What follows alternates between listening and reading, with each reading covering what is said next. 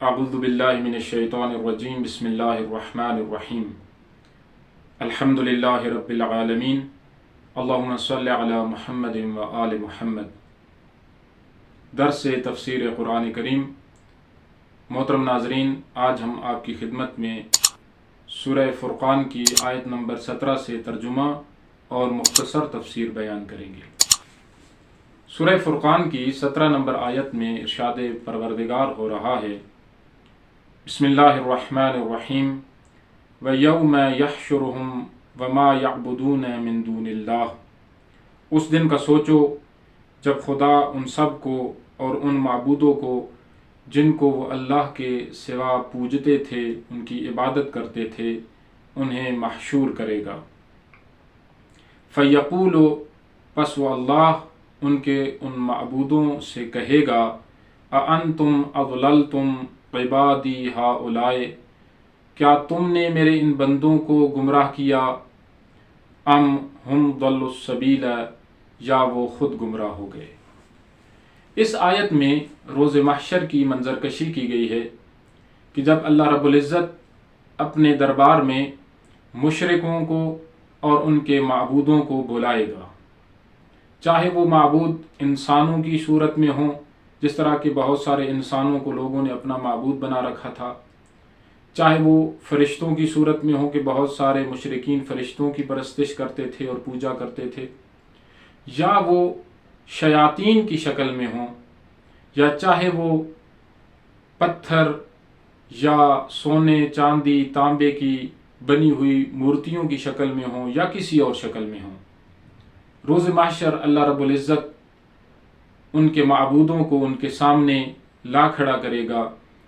और उनसे सवाल करेगा, उनको कुव्वते गोयाई अता करेगा और उनसे पूछेगा कि क्या तुमने मेरे इन बंदों को अपनी इबादत पर मजबूर किया है,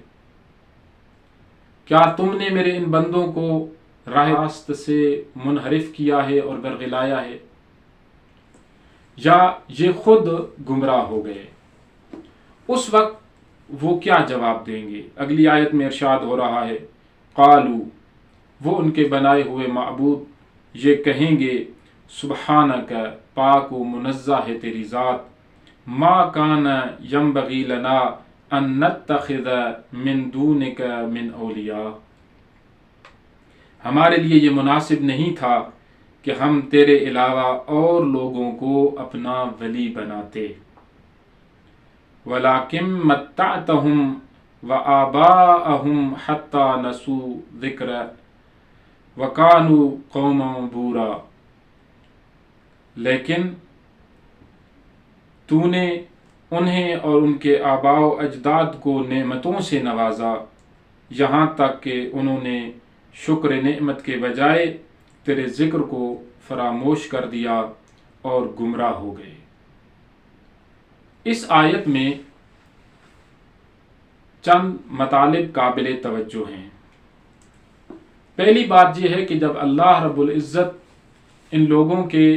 बनाए हुए माबूदों को खिताब करेगा तो वो सारे के सारे माबूद इनके अपना माबूद, अपना खालिक, अपना मालिक अल्लाह को समझ रहे होंगे और ये अल्लाह की बारगाह में वाशगाफ अंदाज में इस बात का इजहार करेंगे कि हमारा खालिक व मालिक और माबूद तेरे अलावा कोई नहीं है और तेरी ज़ात अजीम है, तेरी ज़ात पाक है, हम आपके रास्ते से इनको कैसे मुनहरिफ कर सकते थे, बल्कि ये तो खुद मुनहरिफ हुए। हम तेरी इबादत के कायल हैं, हम तेरी बंदगी के मोतरिफ हैं, जबकि इन्होंने हमें लायक इबादत समझा और गुमराह हुए। और इन्होंने फिर लोगों की गुमराही की वजह भी बता दी और कहा कि ये हमारी वजह से गुमराह नहीं हुए, बल्कि ये नेमतों की फरावानी की वजह से सुस्त हो गए और गुमराह हो गए। जाहिर है कि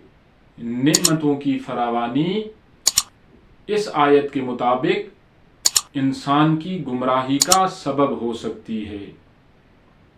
جب انسان کے پاس خوشحالی ہو، جب انسان کسی مشکل کا شکار نہ ہو، جب انسان کسی پریشانی میں مبتلا نہ ہو، تو انسان خوشحالی میں اپنے رب کی نافرمانی کرتا ہے، انسان میں تکبر آ جاتا ہے، انسان میں کاہلی اور سستی آ جاتی ہے، انسان کسی چیز کو اہمیت نہیں دیتا، کسی چیز کو اپنی خاطر میں نہیں لاتا۔ یہی وجہ تھی کہ بہت سارے ایسے تھے کہ جو نعمتوں کی فراوانی کی وجہ سے اس قدر متکبر ہو گئے کہ فرعون کی صورت میں وہ اللہ کے مقابل میں آ کھڑے ہوئے۔ کہا کہ جو تو نے ان پر اور ان کے آباء و اجداد پر نعمتوں کی فراوانی کی اور فراوان نعمتیں انہیں عطا کی ہیں، ان کی گمراہی کے اسباب میں سے ایک سبب یہ ہے کہ یہ ان نعمتوں کی فراوانی کی وجہ سے گمراہ ہو گئے ہیں۔ بس ہمیں اس آیت سے یہ درس لینا چاہیے کہ بسا اوقات نعمتوں کی فراوانی اگر انسان باشعور نہ ہو، اگر انسان متقی نہ ہو، اگر انسان شکر گزار نہ ہو اپنے پروردگار کا اور اپنے منعم حقیقی کا، تو یہ نعمتوں کی فراوانی انسان کو گمراہی کے گڑھے میں دھکیل دیتی ہے۔ اور بسا اوقات انسان کے والدین کو جو نعمتیں عطا کی گئی ہیں، جو بچہ نازوں میں پروان چڑھے، وہ سخت مذہب کی سختیوں کو برداشت کرنے کی طاقت اور توان سے قاصر ہوتا ہے۔ وہ بچہ سخت سردیوں کی صبح ٹھنڈے پانی سے وضو کرنے کو کس طرح تحمل کر سکتا ہے کہ جو اپنی رات نرم و نازک بستر میں، گرم بستر میں بسر کرے۔ وہ سخت گرمیوں کے روزے کس طرح برداشت کر سکتا ہے کہ جو ایک لحظے کے لیے اے سی سے دور نہ ہو اور اپنے لیے آسائشوں اور آسانیوں کا سامان رکھتا ہو۔ وہ انسان کس طرح اللہ کی راہ میں تکلیفیں اٹھا سکتا ہے، مشکلات برداشت کر سکتا ہے کہ جس کی زندگی نعمتوں کی فراوانی کی بدولت آسائشوں اور سکون کی زندگی ہو۔ بس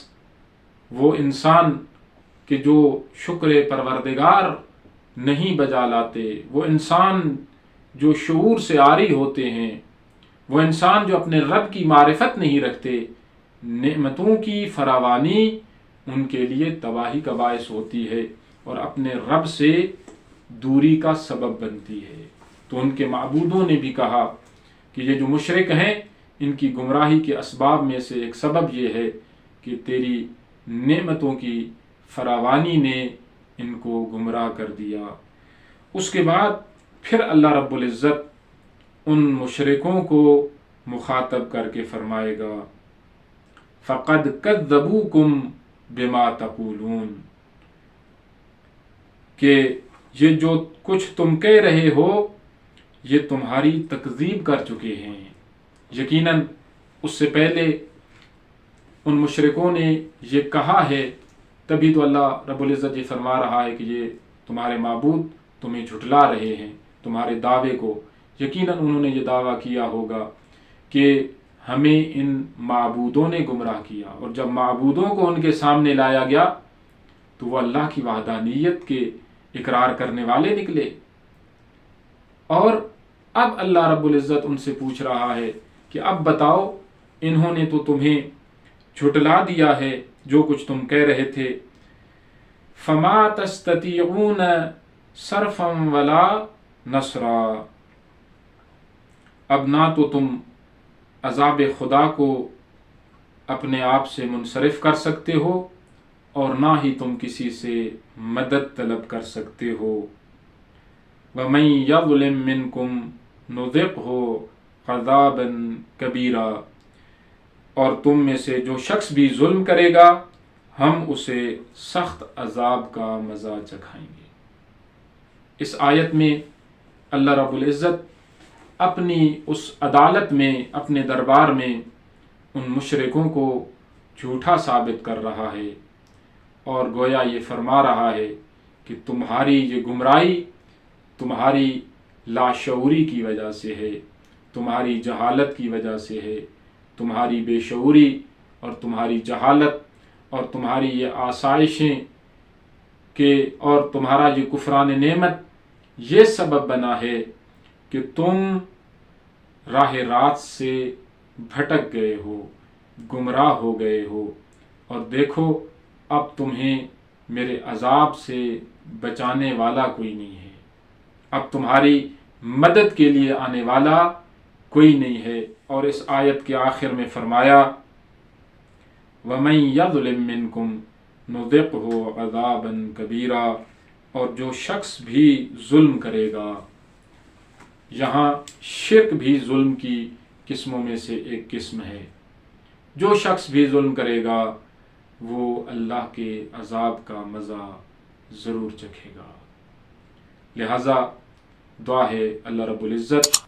ہمیں اس کا شکر گزار بندہ بننے کی توفیق نصیب فرمائے، اور اس کی عطا کی گئی نعمتوں کو درست طریقے سے استعمال کرنے کی توفیق عطا فرمائے۔